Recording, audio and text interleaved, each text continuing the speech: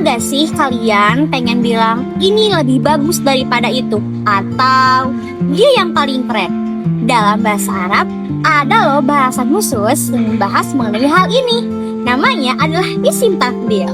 Isim tafdil adalah kata yang dibentuk dari wazan af'alu yang muannasnya fu'la. Fungsinya adalah untuk membandingkan dua hal yang memiliki sifat yang sama, yang mana ada hal yang diunggulkan dan ada hal yang dibandingkan.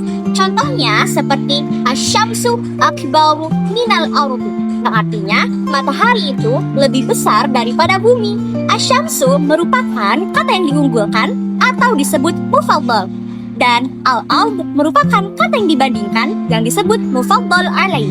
Dalam pembentukan isim tafdil harus dibuat dari sulasi tam, dan kata tersebut bukan berasal dari fi'il yang jamid, dan kata tersebut harus berupa musbat alias bukan manfi, dan harus terbentuk dari fi'il mabni ma'lum, serta bukan diambil dari kata sifat yang mengikuti wazan af'alu atau muannasnya fa'la'u. Kalau kata tersebut sudah memenuhi syarat-syarat yang tadi, maka boleh langsung dibentuk kepada isim tafdilnya.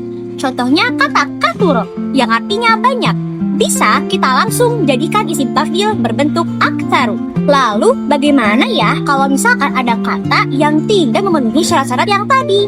Maka dari itu harus ada kata bantu seperti asyaddu yang memiliki arti lebih atau paling. Contohnya seperti al-haramul akbaru aktsaru asyaddu min jami'i mabanil qahirah, yang artinya piramida terbesar itu lebih tinggi dari semua bangunan yang ada di Qahirah. Di sana kata aktsaru merupakan khabar yang ditandai dengan dhamma, dan irtifa'an di sana merupakan tamyiz dan dinasabkan dengan ciri fathah. Selanjutnya, isim tafdil mempunyai 4 keadaan. Yang pertama, dia kosong dari alif lam dan tidak berbentuk idhofah. Maka dari itu, isim tafdilnya harus berupa mudzakkar dan mufrad.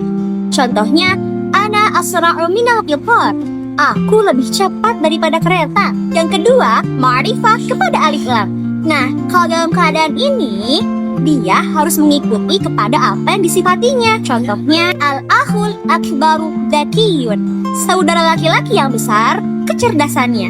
Jadi dalam keadaan ini dia bisa berupa mudzakkar, mufrad, bisa berupa tasniyah, jamak maupun muannas. Selanjutnya mudhaf ke nakirah. Dalam keadaan ini isim tafdilnya tetap mufrad dan mudzakkar.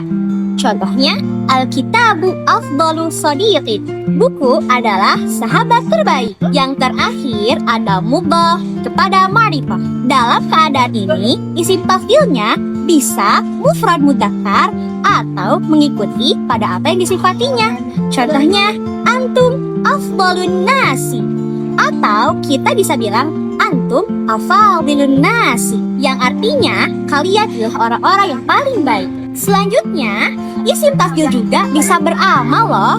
Dia bisa merofakan isim dhamir mustatir dan juga isim dhahir. Contoh yang dapat merofakan isim dhamir mustatir, ana asra'u minal qitar. Di sana terdapat isim dhamir mustatir yang bertakdir huwa lah kata min yang kembali kepada mubtada, yaitu ana. Juga isim tafdil bisa merofakan isim dhahir.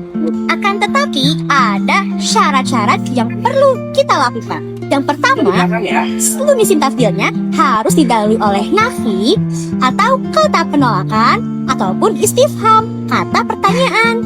Contohnya seperti ma min ardin ajwadu fihal qutlu minhu fi ardi Misra. Kenapa sih hal ini disahkan?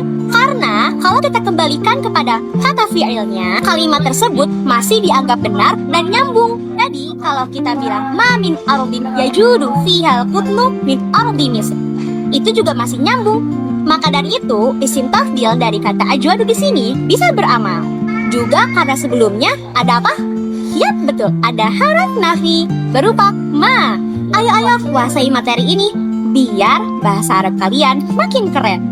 Jangan lupa follow, like, comment, subscribe. Assalamualaikum warahmatullahi wabarakatuh.